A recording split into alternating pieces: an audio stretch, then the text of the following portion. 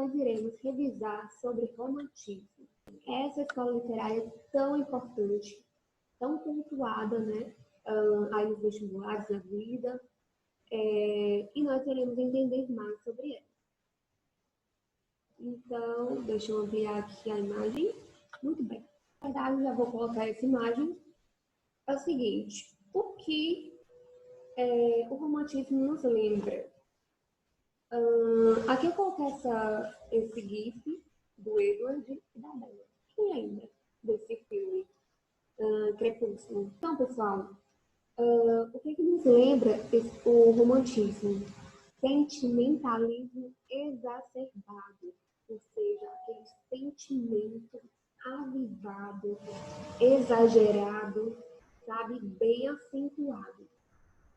E é isso que a gente percebe, né, no filme Crepúsculo. A gente vê o amor desses dois. Vamos dizer que é um amor quase que impossível, na verdade. E sempre que o Edward está com a Bella, né, ele, a qualquer momento, ele pode matá-la, porque ele é um vampiro e ela é simplesmente uma mortal. Então, faz desse amor, na verdade, faz desse sentimento, que é o amor, um sentimento impossível. Mas que para eles, né, eles conseguiram aí, entre altos e baixos, ficar juntos. Então, o que o romantismo ele vai tratar? Ele vai tratar de dramas existenciais, de frustração amorosa, idealismo, imaginação, utópicos, né? Porque eles são bastante idealizadores. Na minha linguagem, eu diria que iludido. Então, vamos lá. O que foi, de fato, o romantismo? Gente, o romantismo ele foi um movimento artístico que surgiu na Europa no século XVIII, mais especificamente na década de 1770 e durou até o século XIX. Esse movimento influenciou a literatura, a pintura, a arquitetura e a música também. Então, já vale lembrar que o romantismo não influenciou apenas a arte literária, mas também outras formas de arte.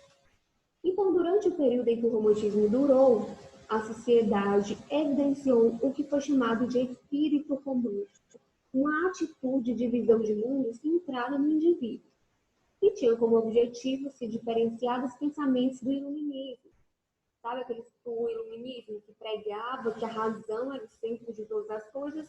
O romantismo veio para quebrar com esse paradigma, tá certo? O romantismo pregava o quê? Agora,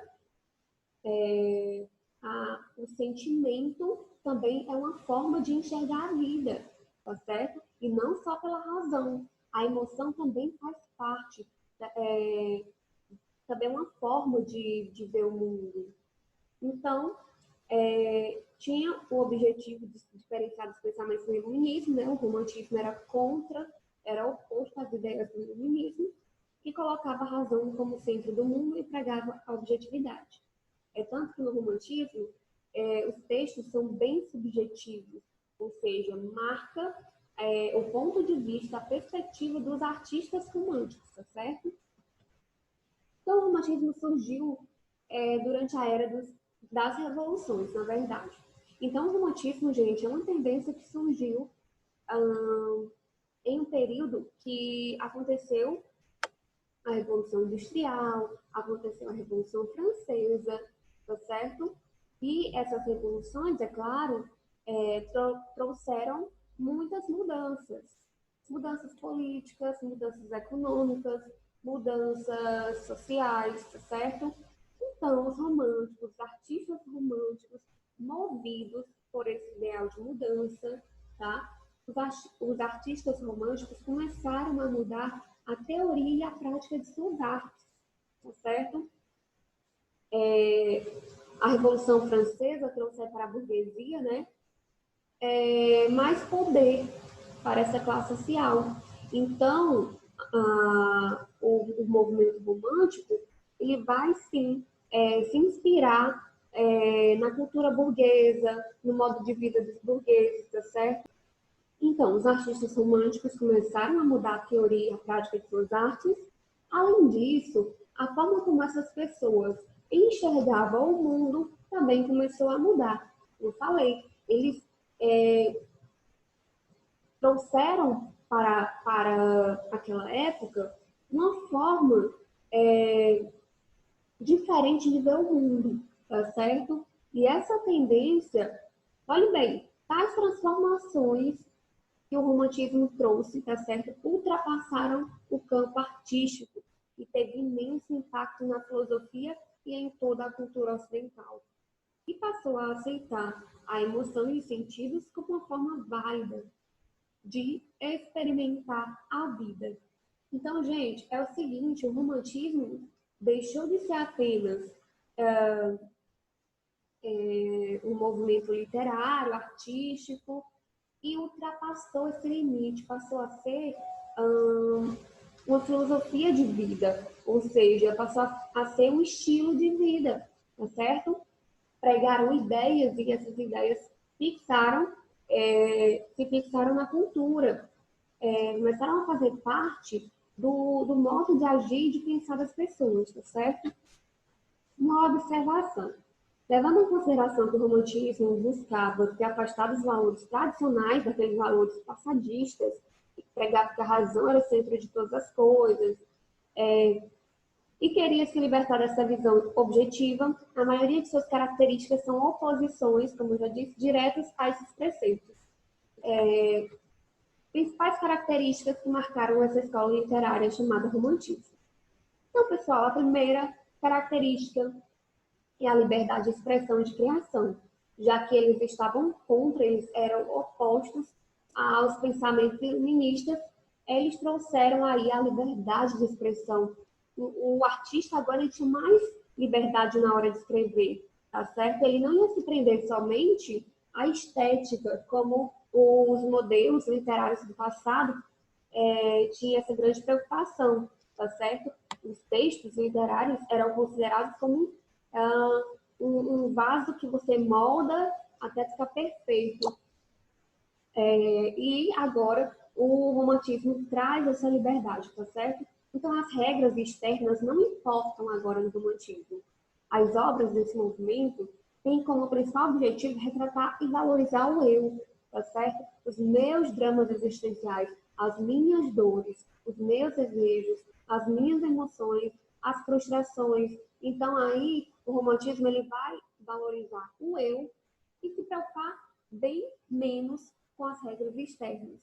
E é importante considerar também que os pensadores e artistas românticos frequentemente recorriam à imaginação na produção das suas obras. Então, aí eu vou chamar eles de os iludidos, tá certo? Para que vocês lembrem dessa característica, tá certo? Eles, a maioria das obras literárias românticas são cheias de sonhos utópicos, ou seja, sonhos que a gente sabe que não vai se realizar de tão impossível, de tão bonito que eles descrevem. Então, eles eram muito iludidos. Então, aqui, a Marília Mendonça. Já pensou se eles tivessem conhecido Marília Mendonça? Então, gente, outra característica é o idealismo. Os autores do romantismo tinham uma visão de mundo completamente idealizada. A realidade para esses autores era considerada desesperadora, a realidade era cruel. Viver nesse mundo era muito cruel. Então, já que eles enxergavam as regras do mundo moderno como limitações ao crescimento pessoal, político, artístico. Então, para eles, as regras eram uma forma de limitá-los, tá certo? Então, essa característica está muito presente nas obras literárias românticas. Normalmente eles falam da pátria, da mulher, do amor, são sempre perfeitos, tá certo? A pátria, ela é cheia de... é considerada como se fosse um paraíso na Terra, né? Cheia de vegetação exuberante, riquezas. A mulher idealizada como se fosse um anjo na Terra, tá certo? Sempre é tratada como um ser virginal, pura, delicada, tá certo? E o amor também é sempre retratado dessa maneira perfeita, aquilo que é muito lindo e que todo mundo merece ter um amor desse jeito, perfeito. Então, pessoal, aí eu coloquei que eles buscavam na imaginação fugir da sofrência, né? Na verdade, essa forma utópica de idealizar as coisas é uma forma de fugir da realidade. Porque, na realidade, as coisas não eram da forma como eles pregavam, na verdade. Eles escreviam as coisas não da forma como eram, mas como eles imaginavam ser, tá? Para fugir, era uma forma de escapar da realidade sofredora, desesperadora, né? Que assim eles achavam. Então, outra característica é o individualismo, tá? Os autores do romantismo consideravam que eles e seus sentimentos estavam no centro do universo, bebê. É tanto que eu coloquei aqui embaixo, entre aspas, que eles se achavam a última bolacha do pacote, tá? Só os sentimentos deles eram importantes, tá? Eles eram mais importantes. Podia estar acontecendo o mundo caindo e as pessoas muito preocupadas com o que está acontecendo no mundo externo, mas o que era importante para eles? Ai, a minha vida, o meu sofrimento é mais importante que todas as coisas. Então, olhem para mim, se voltem para mim, escutem os meus lamentos. Então, eles se achavam que eram o centro do universo, tá? Então, na visão dos romancistas, seus desejos, paixões e frustrações são mais importantes do que os acontecimentos externos, tá? O mundo pode cair, sim, mas o que é importante? O meu sofrimento, as minhas emoções, o eu, na verdade, é o mais importante para eles. Então, essa é uma característica muito marcante. Grandes sábios, os artistas românticos, eles também eram sábios, gente. Valorização da natureza, outra característica muito importante, eles eram fascinados pela natureza, tá? Para os romancistas, a natureza consistia em uma forma incontrolável e transcendental, uma força, na verdade, incontrolável. A natureza, pessoal, para eles, tinha um poder, sabe? Até colocar aqui entre aspas que às vezes observar a natureza alivia muito mais do que uma sessão de terapia. Então, quando você estiver assim bastante ansioso, é, com, sabe, querendo refletir, então vá observar o céu, vá observar as plantas, tudo que tiver de natureza ao seu redor, observe, pare. Então, vai ser muito melhor que uma sessão de terapia. Para eles, né, como eu já disse, a natureza tinha uma força incontrolável. O autor romântico ele é fascinado pela natureza, ele descreve as paisagens exóticas e usa também as características para exaltar a sua nação, tá certo? Deixa eu ver aqui. O pessimismo e escapismo. Só um minuto. Ok. Então, outra característica marcante, pessoal, e essa é uma das características que faz parte, influenciou muito na segunda geração, tá? Os romancistas frequentemente ficam impossibilitados de realizar os desejos do seu eu. Normalmente, como eu já falei, eles descreviam coisas que não eram como na realidade, entendeu? Então, eles eram muito exagerados, né? Bastante sonhadores, iludidos. Então, isso acaba gerando uma angústia, uma frustração, desespero, tristeza, entre outras emoções que acabam caracterizando esse estado de espírito como o mal do século. Então, quem aí lembra dessa expressão mal do século? Pessoal, esse pessimismo todo, essa forma, esse olhar pessimista de ver o mundo, de ver as coisas, foi conhecido como mal do século. Por quê? Porque eles, né, pensavam que a morte era a solução para essas mazelas, para esses sentimentos ruins. Então, a morte eles não enxergavam como um fator ruim, não. Eles enxergavam como a solução para os seus problemas existenciais, tá certo? E aí ficou conhecido como o mal do século, tá certo? Esse olhar obscuro, essa forma de deles descreverem de maneira fria as coisas, sempre lembrando, sabe, a morte como algo bom. Então, um fator gerado por esse pessimismo existente, a fuga da realidade, que o autor não consegue suportar. Então, para eles, né, às vezes, o mundo era se tornar tão desesperador que eles não conseguiam suportar.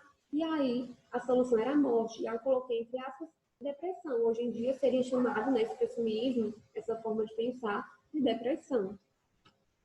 Sentimentalismo. Lá no início a gente falou, né, desse sentimentalismo, que é a base dessa escola literária, tá? A ênfase nas emoções é uma das principais características do romantismo, tá? O autor ele expressa não só os sentimentos dos personagens, mas sua própria percepção das situações da vida. Então, além deles expressarem, né, os sentimentos dos personagens que eles criaram em suas obras, eles também ali tem uma pitada de como é que diz? Tem uma pitada de também pessoal, tá? De sentimento pessoal. Então, eu coloquei aí que eles eram muito piegas. O que é piegas? É ridiculamente românticos, tá certo? Então, aprenda aí. Mais uma palavra para o vocabulário de vocês. Piegas. Então, gerações do romantismo. Sabemos que o romantismo se divide em 3 gerações. E a primeira geração é esta. As obras desse período abordam a natureza, tá certo? Na primeira geração, o país, idealizam tudo maravilhoso, por isso alguns estudiosos chamam essa geração de nacionalista, tá certo? Então essa geração ficou conhecida como nacionalista. Por falar muito da natureza, do país, idealizavam tudo, o índio. Em Portugal, os temas mais frequentes eram nacionalismo, romance histórico e medievalismo. E no Brasil, esse apego ao passado era visto como indianismo. Aqui, gente, eu coloquei a questão do exílio, muito conhecida, tá certo? A gente vai perceber nela a exaltação aí da pátria, da nação. É um poema de Gonçalves Dias, tá certo? Que diz o seguinte, é muito conhecida. Minha terra tem palmeiras, onde canta o sabiá. As aves que aqui gorjeiam, não gorjeiam como lá. Nosso céu tem mais estrelas, nossas várzeas têm mais flores, nossos bosques têm mais vida, nossa vida mais amores. Em cismar sozinho à noite, mas prazer eu encontro lá. Minha terra tem palmeiras, na verdade que é Palmeiras, pessoal, porque erros de digitação acontecem. Então, minha terra tem palmeiras, onde canta o sabiá. Minha terra tem primores, tais no encontro eu cá. Em cismar sozinho à noite, mas prazer eu encontro lá. Minha terra tem palmeiras, onde canta o sabiá. Não permita, Deus, que eu morra sem que eu volte para lá, sem que desfrute os primores que não encontro por cá, sem que ainda aviste as palmeiras, onde canta o sabiá. Então, aqui percebam a exaltação que Gonçalves Dias faz em relação ao Brasil, tá? Vamos seguir.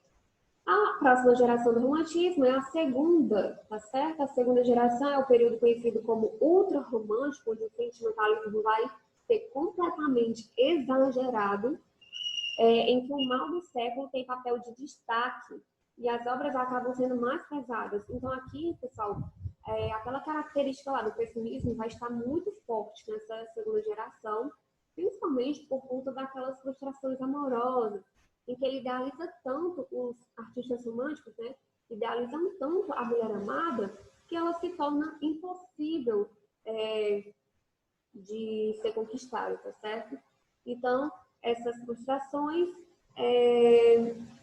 vão gerar muito esse assunto, tá? Pessimista, tá? Que vai envolver aí o mal do século. Essas características marcantes são o exagero no subjetivismo e emocionalismo, e as menções ao tédio e desejo de morte são muito frequentes. Aqui eu coloquei, né, um poema de Álvaro de Azevedo, que é um autor dessa segunda geração, e aí nós vamos perceber esse sentimentalismo exacerbado. Amemos, quero de amor viver no teu coração, sofrei a mais só dor, que desmaia de paixão. Olha aí. Então, na tua alma, em teus encantos e na tua palidez. Olha aí, palidez releva o quê? Morte. As pessoas ficam pálidas quando morrem, né? E na tua palidez, nos teus ardentes prantos, suspirar de languidez. Quero em teus lábios, tá? Beber os teus amores do céu, quero em teu seio morrer.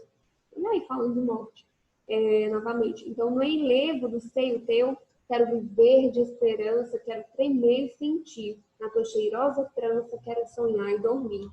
Vem, anjo, minha donzela, minha alma, meu coração, que noite bela, como é doce a viração. E entre suspiros do vento, da noite ao mole frescor, quero viver um momento, morrer contigo de amor. Olha aí, gente, morrer de amor. Percebam aí esse exagero, né, no subjetivismo e sentimentalismo. Terceira geração, pessoal, essa é a geração que vai já trazer aquele gostinho do realismo, tá certo? Onde vai falar muito de questões sociais. Então aqui eu trouxe só uma parte desse poema, Navio Negreiro, porque esse poema é muito brilhante, tá certo? E esse poema, ele é de Castro Alves, dos grandes poetas que escrevia, né, sobre questões sociais, certo? Então, era um sonho dantesco, um tombadilho, que das lanternas avermelha o brilho, em sangue a se banhar, tinir de ferro, destalar de açoite. Percebam aí que já fala, né, de algumas situações que os escravos passavam. Legiões de homens negros como a noite, horrendos a dançar, negras mulheres estendendo as tetas, magras crianças, cujas bocas pretas regam o sangue das mães. Outras moças, mas nuas e espantadas, no turbilhão de espectros ajustados, em ânsia e mágoa vãs. E ri-se a orquestra irônica e estridente. Pessoal, aqui é só uma parte do poema. Está falando aí da situação que viviam os escravos. Principalmente aí vai retratar nesse poema a situação deles quando eles vinham nos navios, tá certo? Quando eles eram transportados para a venda, né, de escravos, ou então para trabalhar, a forma como eles eram tratados, tá certo? Leiam esse poema, vocês irão gostar muito, irão entender melhor como era que os negros se portavam nessas viagens, tá certo? Do tráfico negreiro. Principais autores do romantismo brasileiro e suas obras. Nós temos aí Gonçalves Dias e algumas obras desse grande autor.